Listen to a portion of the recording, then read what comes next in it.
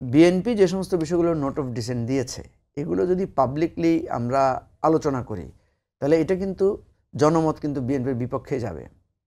যেমন আমি আপনাকে বলি, এখানে প্রধানতম নোট অফ ডিসেন্ট যেটাকে আমরা বারবার বলেছিলাম বিএনপিকে বুঝিয়ে যে আপনারা এটা একটু নেগোশিয়েট করেন বা এটার ব্যাপারে একটু ছাড় দেন, সেটা হচ্ছে উচ্চকক্ষে ভোটের পিয়ার। এবং আমরা অধিকাংশ দল এটা মনেও করেছি যে উচ্চকক্ষে যদি আপনার ভোটের পিয়ার না হয় তাহলে উচ্চকক্ষ অর্থহীন, উচ্চকক্ষ আর দেয়ারই দরকার নেই।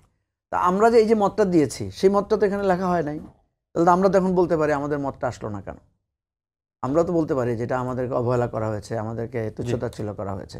অর্থাৎ আমি যেটা বলছি অ্যাজ এ হোল কথা হচ্ছে আমার সব মতের ভিত্তিতেই হবে, উনার সব মতের ভিত্তিতে হবে, আপনার সব মতের ভিত্তিতে হবে না। আপনার বেশিরভাগ মত হবে, কিছু মত হয়তো কম থাকবে, আমার বেশিরভাগ মত থাকবে, হয়তো কিছু মত কম থাকবে। এটার ভিত্তিতে আমরা জনগণের কাছে যাচ্ছি।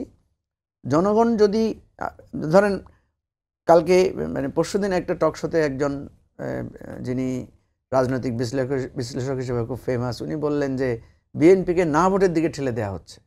আমি বললাম যে কেন? এই 84টার মধ্যে বিএনপি বেশিরভাগের সাথে তো একমত, ওই 3টা বা 2টার জন্য বিএনপি না ভোট দিবে কেন?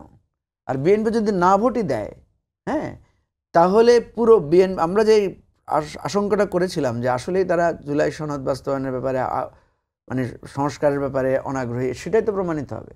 আরেকজন বললেন যে আওয়ামী লীগও নাকি না ভোট দিবে।